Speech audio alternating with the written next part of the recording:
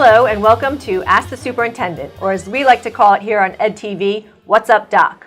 I'm your host, Dr. Amy Grundy, Director of Elementary Schools. And on this show, we take your questions and put them to Dr. Merv Doherty, our superintendent. Welcome, Dr. Doherty. We have lots of questions to get to today, so let's go ahead and get started. So Red Clay recently released a dropout rate that was an all-time low, historic low. Can you tell us what the new rate is and how the district accomplished this? Be glad to. Our 2016 dropout data revealed that we were 0.9%. Wow. Which for us over the past 7 years is about 83% improvement. We were about a little over 5.3%, so we've narrowed it down. We're very proud of that. Mr. Teddy Boyer in Student Services and Operations wants to get to 0.5 next year. You always have to have a goal. This works out because of the hard work of the schools, the teachers, the counselors, the support staff, parents are involved to keep kids on track, to cut down retention levels, improve attendance in the schools. So every school has a plan. And how do we go after the kids, the young men and women who are missing too much school, who are creating a dropout scenario in their own life, and how do we divert those scenarios into becoming better students? I think it's also occurred, it has occurred in our schools where we've increased the rigor. We've added more AP courses, more dual enrollment courses, more CTE programs for career and technology to interest the students and to get them excited about coming to school, and especially with after-school programming as well and the clubs and programs that we have. So I think they've done a great job in grabbing those students, taking and putting them on their hip, basically, and not letting them fade away off into the sunset. And what kind of data do they use to identify students who are at risk? We use a program called iTracker that we developed through Data Service Center, and we look at grades, D's or E's. We look at suspensions or in school and out of school. We look at attendance, poor attendance or tardiness. They're the major three, and accumulation of points gets you into that red zone area that we want to go after you right away. Also, students who are overage under credit, or students who are looking at they're going to be retained, fail a grade. We want to really help them and help them to be promoted to get to the next grade with the skills they need to move on as well. Good. Where does Red Clay stand on its rate of students that are college ready at graduation? This report was given to us this past November, December. The state average was that 41% of the students in the state of Delaware who go to Delaware colleges needed some type of remediation. That meant only 59% of the students were truly 100% ready to go into college. Our data, which we're very proud of, again this year, that only 18% of our students needed remediation. That meant that 82% of our students going to college were college ready. Again, I think it's a credit to the teachers and the administrators in our schools and the curriculum department because of the rigor of AP courses, allowing students to take advanced placement courses, international baccalaureate courses, dual enrollment courses that prepare them to go into college at whatever level they go into or whatever they want to study. So that data was very meaningful for us because as we look for students going into college, very diverse population in our district, not only in race but in socioeconomic. And the schools are very proud of that data. They said, look, we are doing a lot of good things for our students as they go off into the next part of their life. Right. I know from talking with Mr. Golder, it is a priority to get more students enrolled in AP courses, provide the support so that we do give kids an opportunity to graduate college and career ready. I think that's great. So McCain recently had an open house to highlight their existing and their new career pathways. Can you tell us about some of the exciting things that are happening here at McCain? Yes, and give credit to the principal here, Brian Maddox, and his staff. They've really bought into this new idea of taking their career pathways in CTE, such as career and technology education, such as TV and radio communications, culinary, the early child care center that they have, their drafting and marketing programs, their auto shop program, their animal science, their floral business, their turf management. What they're looking to do is take their pathways and make them businesses. Wow. So a young man or woman, as they go through this pathway, not only learns the trade, but learns how to work the trade. Too many times people will want to start a business or go into the workforce and not understand there's a business side, there's a management side. It's just not repairing cars. Right. I have to know a lot more. And so we believe this program in the business model will be very beneficial as the students leave McCain and go into the workforce, or leave McCain with the skill and go into college and still have the same skills, the soft skills as we talk about, that employers are looking for constantly. So next year is a big year for McCain, which is going to be exciting because they'll actually be out in the community doing internships and co-ops as they're learning the trade in the building. And I know they do that on a small scale now. I know McCain just had a big plant sale that the community came and purchased plants for the spring, and I know Teacher Appreciation Week, McCain catered for many of the schools, so at a small scale, and they're just looking to expand that. Well, I'd like to call their program, we'll have a restaurant. Oh, so well, they'll have a restaurant. The floral program will not just be the month of May, it will be year-round. Okay. And so this will be an exciting for the students, because now this is it's a job. Right. And how do we get better at our job? How do we make our business grow? And there's more of a buy-in of learning the skill set when you have an opportunity to see something advance in the business world, and they don't want it to fail. Right. So and what we've seen around the country, and where we picked this up out of Boston, the students were very excited about the program and how it worked, because they felt it was their program. It wasn't the teachers. It was their program making it successful. I think that's going to make McCain a great choice for many students in our district. Absolutely. So speaking of McCain, I think they're going to be our highlighted school today. I understand that their graduating class of students who are part of the AVID program have a great data point that you can share with us. And can you tell us a little bit about the AVID program and the success it's having? The AVID program, which we started 3 years ago, let me say maybe 4 years ago now, the McCain group is the first cohort of students to go through the AVID program. And what is AVID? It's an advanced program to help students to deal with, I don't want to say difficulties, but they're sort of unsure about where they want to go. Right, I believe it's first generation. It's a first generation college. First generation college students, and they're not really sure what their academics look like. I hate to say on the fence, but they really are where they want to go in life. Okay. And AVID really gives them the skills for the classroom and for the real world situation. And what we've noticed with the AVID programs at our school district is that students are now taking more rigorous courses. They're more confident in what they're doing. They've picked up and cleaned up their skills in the academic world, but also in their social skill aspect of dealing with people.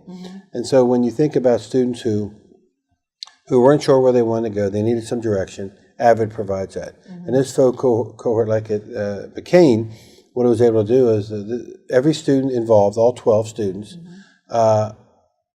we are going to go to their first choice of college. Wow. And they received over $1 million worth of scholarship money to this point. Unbelievable success story for the students and for the teachers in this school. That students who really had no direction now have a great opportunity and are going to be the first in their family to fulfill a dream for not only them but for their family. Right. And maybe change a path for people who are going to follow them. It's tremendous. That's something that certainly should be celebrated. Students recently finished their year studying at Delaware Tech and Community College. How did that go? And will we offer the same program next year? The Delaware Tech dual enrollment program was an on-site, on-campus environment. We wanted students to have the experience of being on a college campus and taking college courses from instructors at the school. So we last year we started out and we opened it up, and we had about 125 applicants, and we took 35. The 35 students this year completed their English 101 and English 102, received 6 college credits. Wow. These are students who either lived in the city of Wilmington or first time someone in their family go to college. Okay. Out of the 35 students, 33 successfully completed both courses. And all 33 students right now are projected to continue their education in college, either at Delaware Tech, Wilmington University, University of Delaware, or out of state. We think it's an unbelievable success. The support that we received from Delaware Tech, the support received from the McCain, from AI High, from John Dickinson High School in Conrad, where students, volunteered to go take 2 courses. And when you talk to the students, it was amazing. They said it was extremely difficult as they started, but they realized that when they finished, they were going to have something very special. And so next year, we've already started enrollment for next year with 2 courses. We hope we have 35 to 40 students. There may be more, but we think that's a good fit for our students, and they performed very well. The college was very pleased with their academics, and I know the schools were very pleased with how they performed, representing them. Good. Dickinson, the IB program, any news to report? Are they expanding? What's going on with the International Baccalaureate? John Dickinson High School with the IB program. The middle school program is just about 100% capacity, and they will be starting their 9th grade group this year. And what will happen is that now students will be going from middle school IB into high school IB. They have a 11 and 12 program already, so we're just connecting the 2 groups, the middle school and high schools, together. So next in 2017 and 18, they will have a 6 to 9 and 11 and 12, and then in 18-19 there will be a 6 to 12 IB fully certified school. Fabulous. Benefits of IB is that when you complete the testing through the IB community in your senior year, you have a great opportunity of being exempt your first year of college. Wow. And the success that we've had from the students graduate from that program is great to see, and the expansion of that is helping us with the middle school program, the middle years program, with almost 300 students in the program now moving into the high school level. Right. So what you're going to see at John Dickinson High School are 2 schools in one, traditional and IB. Yeah, very good, very good. So Red Clay signed an agreement with Delaware State University this year to open a tech center at the DSU campus on Kirkwood Highway. Is that on track to open for next year? Yes, we were very grateful to Del State, President Williams. We have a great relationship with Del State University. They use the campus a great deal at night, a lot of night courses, graduate programs. But during the day, it's open space. Right. And so we went to them and said, in the community, the business community said to us, we're looking for students in the programming, coding, IT field. We did some brainstorming. Del State was behind the program. And so what we want to do next year is students, it's a volunteer. It will be on our A days. They will be bused from their schools to the site on Kirkwood Highway, and they'll go into programming and coding to receive a certificate at the end of the year that they could, 1, go right to work for a company, go to college and pursue a degree in the IT field, or do both. And we think that certificate completion of programming is extremely important. There are programs like Zip Code out there. They're 12-week, very intense. We wanted this to be a year-long program, so when they left at the end of their senior year, they had some options to look into and excite them about the fields that are wide open right now. There's an estimate of 2,000 or 3,000 jobs that are going to be open just for the next 2 years in Delaware, and that's looking at a very short-sighted side. I think they're going to expand in the IT field in Delaware. And we want our students to be ready. There truly is something for every student here in Red Clay. When I hear about all these different offerings and programs, and I have to give some kudos to our principals, our high school principals who manage all these programs. It's no easy task to provide all these opportunities, but certainly our students are worth it. I think they had great leadership in the buildings and dedicated teachers. Yeah, absolutely. I would agree with that. So shifting gears to kindergarten. So Red Clay recently held 2 kindergarten registration nights at our elementary schools. What was the purpose? How did it go? Well, the purpose was to encourage families to enroll earlier than the day before school. Absolutely. Allow us to evaluate their child to see where they were when they would come in. Instead of us doing it the first week of school, we'd have a better understanding, and also help parents understand where their children are and get them ready for kindergarten. We have a lot of daycares and pre-K programs, but it's still the child coming into kindergarten really is that first experience of true academic learning. And so we opened all our schools up in April and in May. I had visited several schools. The staffs did a great job. They had fun activities for the students, welcoming environment for parents, information that was very helpful and easy to understand. And it was our first attempt to do that. I think we had success with doing this, and I can envision us doing this again next year, just because it opened up the opportunity for us to start to get that enrollment in now. Right. I think it'll become a tradition where parents know that in Red Clay, we register in April and May, and then we have all summer to work with our school to prepare our student for kindergarten. And I think the information that was provided to the parents would be very helpful for them as they get their child ready for the first experience in kindergarten. I had the opportunity to attend a few events as well, and I followed one young friend out of the door, and he said to his parents, "When do I get to come back?" And to me, that was just the magic of having the event early and getting them excited for school. And it was also good because, as you know, this year we are adding immersion to 3 schools, with Linden Hill doing Mandarin, Marbrook and Moat, they're going into Spanish. So as it's a pathway, so parents had the option to sign up for that pathway. If they decided not to, that's fine. We have a regular path. But this is an opportunity for our students at the elementary level to go through 6 years of a second language, increase the rigor in their classrooms, and as research shows us, we really learn the language at the elementary level and not the secondary level. And so that's going to be a very exciting pathway for the next 6 years for these schools. It really is. I'm excited for that as well. I understand that Project Search is going extremely well at Christiana Care. Can you tell us about that program and how it's benefiting our students?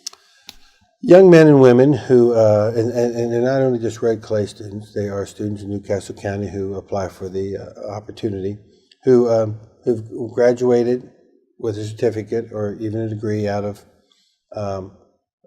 example, our Metalwood program, and they're overage now and they can't stay. And this was an employment training opportunity, one to teach job skills and the social skills aspect so that they could become really strong employees in our community. Contributing members, And the opportunity for them to work at Christiana Care, and the hospital itself does a phenomenal job of working with us. And every student in the program goes through 3 different jobs in a rotation.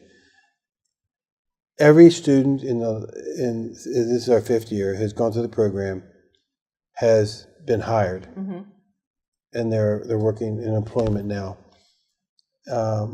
Whereas without this program, it would have been a very small percentage of students.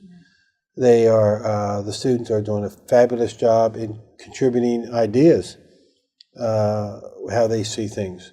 The hospital does a really good job of not only training for the jobs in the hospital, but also to go out and work in the field that you really like. And they work in the custodial area, they work in the supply area, they work in the maintenance department, they work in the food service area, they work in the hospitality area of greeting and escorting people around. And if you know anything about the hospital, sometimes it's very difficult to get around, and they are very valued there, and the hospital values their employment there. And so it's always nice to go to the end of the year and go to their graduation, because you get to see where they started at the beginning of the year and where they ended up is just, it's almost like a different person, because their confidence and the pride in what they've been able to accomplish, knowing that now they're going to have a job, and they always talk about that first paycheck they're going to get, is extremely exciting, not only for the student but for the parents. Right. I mean, just another example of opportunities, and here it means all means all. Opportunities for everybody. All means all. It sure does. It sure does. So the district's soon going to hold a ribbon cutting ceremony at Warner. What's new at Warner? Well, what we decided to do is when we finish our construction projects for major capital, we wanted the community to know how we spent their money. They entrusted us with a $119 million capital bond project. And so every school that we finished, we did one at Shortledge, and we wanted to pick good weather to do that and invite the parents out, and it'd be a PTA event, and just say, come look at the great things that are here at the school. It's always interesting because people like this, wherever the school is, they call it by it's a city school or suburban school. We just call them our red clay schools. And so when we're completely finished, not 90% finished, not 95, 100% finished, we'll do ribbon cutting at schools. We've had them. You said nice weather. Shortledge, didn't it pour that evening? Yes. Yeah, I remember it was a wonderful ceremony, but I remember standing in the rain. It was supposed to be dry. Okay. We'll get some good weather for We'll Warner. get some good weather for Warner. Okay, go ahead. But, sorry. where we've done it, not only do we do it for new schools, but we've had it at Conrad, we've had it at John Dickinson High School, and like I said, we had it at Shortledge. And so when we're completely finished, then we cut the ribbon. And the parents who have attended those have appreciated the opportunity to be involved with this, because they see all the things that we do in the building, from security to sprinklers to HVAC, but also to the painting and the designs of the school to make it a more inviting atmosphere for learning. Right, and another opportunity to celebrate, and why wouldn't we take every opportunity to celebrate? Summer programs this summer. Can you talk about some of the offerings here in Red Clay? Very busy summer again. And we're closing 5 buildings to finish up security entrances. Example, at Conrad, we will have the STEM camps for ages 4 and 5 in middle school. We'll also have credit recovery. Grades 4 and 5, to Grades, clarify. I'm sorry, Right. grades 4 and 5. And also credit recovery for students that need a little extra help in the summer. And the Student Ambassadors program we do for middle school students at Conrad. At AI High School, the FAME program has expanded, which is fantastic, and their summer program will take up most of the school. Also, the University of Delaware Lifelong Learning Program needs some space this year because they're remodeling on their campus in the city, so they're going to be using our building 4 days a week for that area. The Cab Callaway Summer Camp, always a good camp, and it's open to every student, elementary and the middle, and they have scholarships available, which I think is always a wonderful opportunity. Boys and Girls Clubs run in 4 or 5 of our camps. YMCA runs 4 or 5 of our camps. We have an enrichment program at Warner, with Warner and Highlands sharing the building this year. We have an Italian camp this year.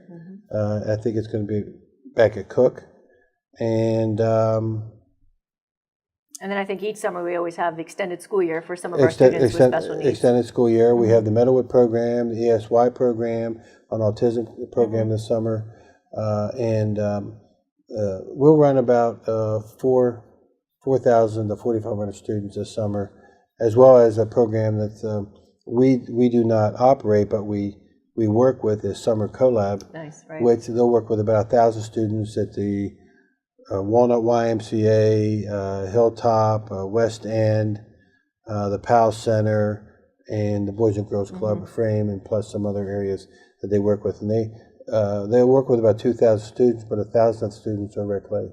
So that's a good partner to have then, right? So as we come to the end of the school year, what are some of the big celebrations? I think, you have to look over here at data and see some of the great things that are going on with our students. I enjoy the graduation time because I get to shake the hands of about 1,500 students that I believe that we have worked hard to get to this point, but excited for what is going to happen as they step off the stage and now a new career begins for them. Right. This doesn't end. It's just what else will occur. We have students that are going to college, students that are going to this armed services, going to the workforce. There's a lot of things that our young men and women will be doing. And, we always talk about education. We never get to see the final product for maybe 20 years down the road because of what education is about. Right. But they're the celebrations that I take in at that time of year. It's a very busy time of year. We have the big student celebration at CAB, May 31st, where we'll probably honor 1,000 students, and that's exciting. But I was asked this question earlier last week, and I said, I think we have stuff to celebrate every day. Absolutely. Because of just the amazing things that go on in our buildings and in our classrooms. And the end of the year is bringing everything together and saying, look what happened. Kindergarten through 12th grade, look at the product we have. And I think we put out a pretty good product for society. Right. I saw a quote, and I'm going to misquote it, but it was something to the effect of, and it's hard not to do. It's the time of the year while we count down the days, we also have to make every day count. And That's I think we do that. So this is the time of year where we have 1 foot in this school year and 1 foot in the next school year. So what's on the horizon for Red Clay?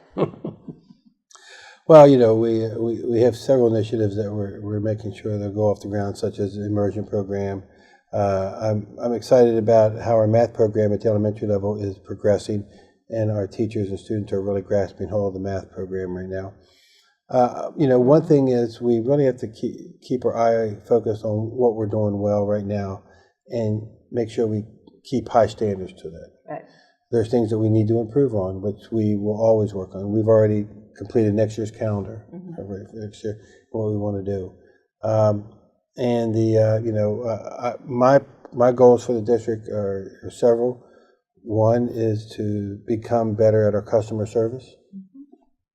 I think we can always get better. Another aspect that I think we really need to focus on is the attention of that all students can be successful. It's sometimes it can be difficult, but I really believe that when we say all means that, and as big as we are, it's always a challenge for us to walk the talk sometimes. But I'm very very pleased with where we are. But as you know me, we're always pushing the envelope a little bit, step outside the box. I think those 2 points there, if we can continue to focus on our students and their success, and to make sure that people feel welcome in our schools, that it just brings everything together that we're trying to do to say that Red Clay is a really really good school district. We believe we're the best in the state, and that there's no place that you'd want to send your child but to Red Clay. Agreed. Well, that's all the time we have for this episode. I want to thank Dr. Doherty. I'm Dr. Amy Grundy, and we'll see you next time.